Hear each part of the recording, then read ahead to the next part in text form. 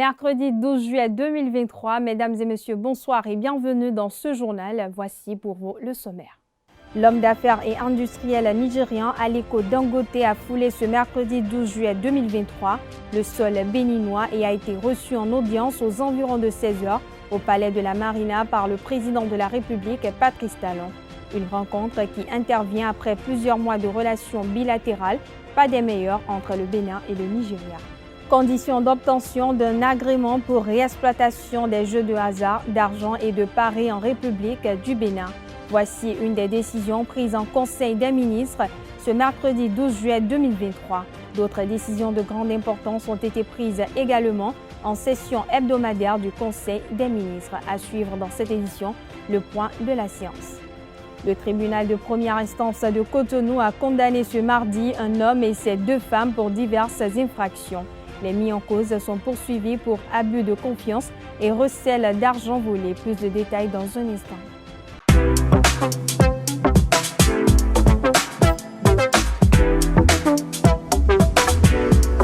Moi, je suis à ESAE et toi? Moi, je suis en administration des finances à ESAE. Moi, je suis en diplomatie et relations internationales à ESAE. Moi, je suis en journalisme à ESAE. Émission ici, c'est ESAE. Moi, je suis en communication marketing à ESAE. Moi, je suis en droit à ESAE. Moi, je suis en gestion des ressources humaines à ESAE. Moi, je suis en gestion des marchés publics à ESAE. Moi, je suis en administration du travail et de la sécurité sociale à ESAE. Moi, je suis en sciences économiques à ESAE. Moi, je suis en banque finance à ESAE. Moi, je suis en administration générale à ESAE. Moi, je suis en audit et contrôle de gestion à ESAE. Moi, je suis en sciences juridiques à ESAE. Moi, je suis en administration générale et territoriale à ESAE. Moi, je suis en transport logistique à ESAE. Moi, je suis en gestion des projets à ESAE. Rejoignez-moi, c'est la meilleure université. Nous sommes à ESAE. Rejoignez-nous. À ESAE, l'excellence a un nom.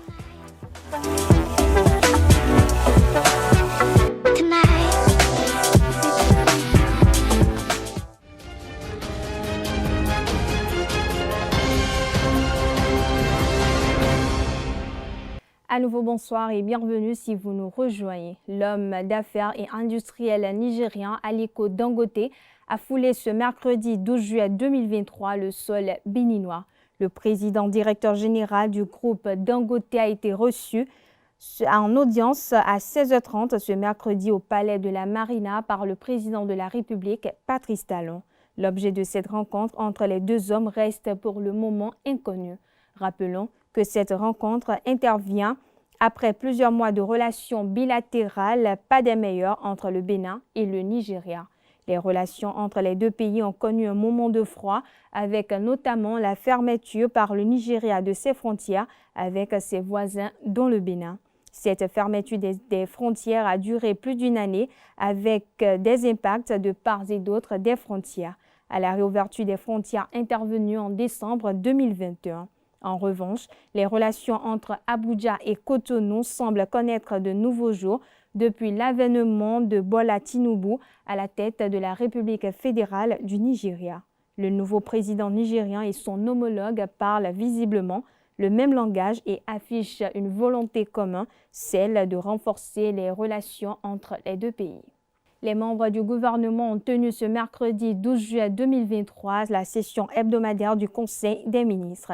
Sous la présidence effective du chef de l'État Patrice Talon, plusieurs points ont été abordés et d'importantes décisions ont été prises. Au titre des mesures normatives, on note l'attribution, l'organisation et fonctionnement du ministère de l'Économie et des Finances en charge de la coopération, les conditions d'obtention d'un agrément pour exploitation des jeux de hasard, d'argent et de paris en République du Bénin, le renouvellement de l'agrément de la société NG Associates pour l'exploitation des jeux en ligne et des machines à sous dans les restaurants, hôtels et bars à grand standing en République du Bénin. Dans le registre des communications, le Conseil a procédé à la contractualisation pour l'exécution, le contrôle et la surveillance des travaux de la phase 2 du projet de densification et de renforcement du réseau de distribution d'eau potable de la ville de Parakou. À la mise en œuvre des travaux de réalisation, de contrôle et de supervision du projet d'amélioration en eau potable des infrastructures touristiques de Ouida et à Vlekete, à la contractualisation pour l'acquisition d'équipements au profit de l'Office de radiodiffusion et de télévision du Bénin, ORTB, à la contractualisation pour une assistance technique à l'ouverture de la gestion du Centre hospitalier international de Calavi. Au titre des mesures individuelles, on note des nominations au ministère de l'Économie et des Finances, au ministère des Affaires étrangères, au ministère de l'Enseignement supérieur et de la Recherche scientifique, au ministère des Enseignements secondaires, techniques et de la formation professionnelle et au ministère de l'Industrie et du Commerce. Nous y reviendrons plus en détail dans nos prochaines éditions du journal télévisé. Je l'annonçais au sommaire de cette édition, le tribunal de première instance de Cotonou a condamné ce mardi 11 juillet 2023 un homme et ses 2 femmes pour diverses infractions. L'homme écope de 5 ans de prison ferme. Sa première femme est condamnée à 36 mois de prison, dont 9 mois ferme, et sa seconde femme a une peine de 6 mois de prison assortie de sursis. Ces derniers sont poursuivis pour abus de confiance et recel d'argent volé. Selon le récit des faits, la femme poursuivie pour abus de confiance gérait une boutique à Cotonou pour le compte d'une tierce personne. Enceinte, l'une des femmes aurait sollicité l'aide de son mari, pour l'assister dans ses tâches à son lieu de travail. Selon les déclarations de la victime à la cour ce mardi, le mari, en complicité avec la femme, aurait détourné de l'argent dont le montant est évalué à 29 millions de francs CFA. Après le forfait, l'homme aurait confié une partie de l'argent dérobé à sa seconde femme avant de prendre la fuite. Le juge en charge de l'affaire a reconnu l'homme et ses 2 femmes coupables des faits qui leur sont reprochés. En plus des peines de prison, l'homme et ses 2 femmes ont été condamnés à payer solidairement à la victime à la somme de 28 millions de francs CFA à titre de dommages et intérêts. Dans le domaine de la mode, le métier du stylisme et le métier de modélisme sont 2 métiers différents. Mais ces 2 derniers se retrouvent dans la création et la confection de vêtements. En Afrique, en particulier au Bénin, plusieurs stylistes vont également à l'école du modélisme afin de pouvoir joindre les 2 bouts. Au micro de Quentin Amoussou et Carles Kitomen, Félicien Rolonon, président de l'Association des créateurs de mode du Bénin, fait la nuance entre ces 2 professions. Suivons ensemble. Tout de suite, quand vous croisez des gens qui sont déjà dans ce métier, vous faites quoi dans la vie? On vous dit un styliste. Je suis un styliste. Ah non. Les gens ne savent pas ce qu'on appelle réellement un styliste. Un styliste, c'est quelqu'un qui dessine, qui propose des croquis. Mais spécialement dans notre métier, un styliste ne peut pas prendre ciseaux et découper un tissu. Il ne peut pas le faire. Il est juste un styliste, point. Il finit de dessiner, il confie son dessin, il remet son dessin à un modéliste qui va donner vie à son dessin qu'il a fait, qu'il a proposé. C'est ça. Nous, en Afrique, au Bénin, on est en train d'en faire d'un pied, 2 coups. On a appris ce stylisme-là, qui est d'apprendre à dessiner, de s'inspirer et de proposer des croquis. Mais quand on arrive à le faire, on arrive encore à donner vie à nos dessins-là qu'on a fait, à nos croquis. Et c'est ça qui fait de toi un styliste modéliste. Sinon, un styliste ne peut pas donner vie à son croquis qu'il a fait. C'est impossible. Et il n'y a pas que des stylistes. Dans la mode, il y a des stylistes dans l'ameublement. Il y a des stylistes, qu'est-ce que je peux donner comme exemple encore? Il y a des stylistes dans l'automobile. Ceux qui dessinent les modèles de voitures, ce sont des stylistes. Ils vont juste dessiner et remettre ça aux réalisateurs ou aux modélistes maintenant de donner vie à leur dessin. Donc, je souhaiterais mettre la lumière dessus. Là, il y a vraiment nuance. Et comme quoi, c'est quand on saute les étapes. Et là, tout de suite, je m'adresse à la jeune génération.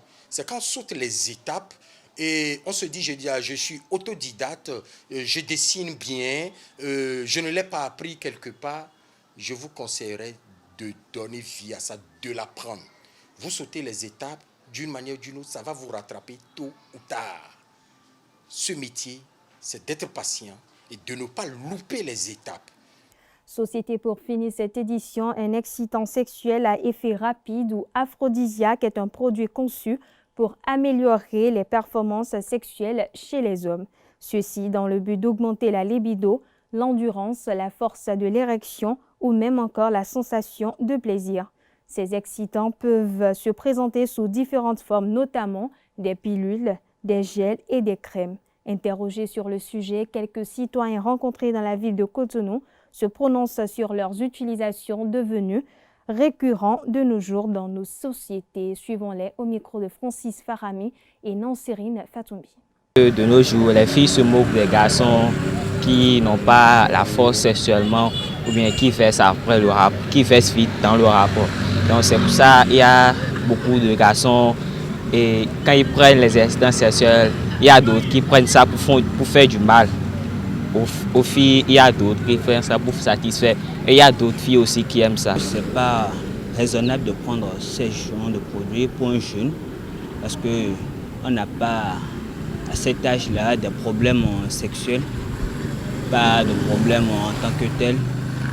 Mais pour quelque part, je dis que c'est pour pouvoir augmenter le désir sexuel, augmenter l'adrénaline au moment de l'acte. C'est juste pour satisfaire leur conjoint. Aujourd'hui, nous assistons à certaines filles, même s'ils sont en face devant leur conjoint, ils n'arrivent pas à être bien satisfaits, quoi. Ils se disent que leur mari n'arrive pas à bien faire le rapport sexuel ou bien des fois si leur mari les satisfait, ça ne les... Je ne sais pas comment le dire, ils ne sont même pas à l'aise et des fois ils peuvent sortir, aller sur quelqu'un d'autre pour les bien satisfaire. Donc au cas à force d'utiliser ces genres de trucs, ça les satisfait, quoi. On prend des excitants sexuels parce qu'on veut toujours satisfaire sa partenaire. En ces derniers temps, il y a la faiblesse sexuelle qui bat son plein.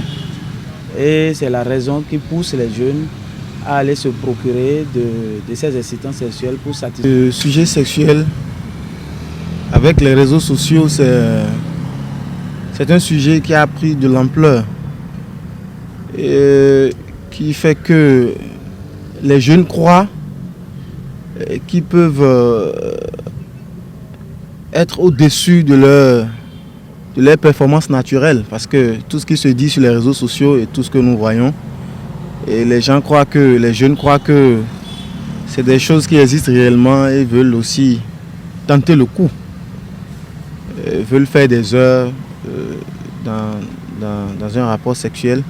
Les boîtes de conserve, etc., tout ce que vous savez, c'est ça qui fait que la faiblesse sexuelle devient un peu plus récurrente. Bon, je pense que ce n'est pas une bonne chose, car bon, ça a des inconvénients. Quand on devient plus grand, les conséquences, ça rattrape.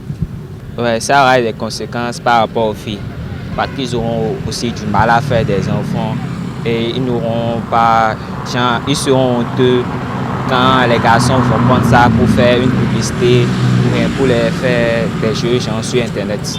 La première solution, c'est d'éviter d'avoir trop de partenaires sexuels, parce que c'est ça aussi qui amène à se donner à ce genre de choses. L'autre chose, c'est qu'il faut prendre des fruits. Il faut être beaucoup plus naturel. Il faut être beaucoup plus naturel, prendre des fruits, savoir manger ou à défaut se rendre à l'hôpital. Voilà, chers internautes, ainsi prend fin cette édition. Merci de l'avoir suivi. Merci de votre fidélité. Excellente soirée sur ESAE.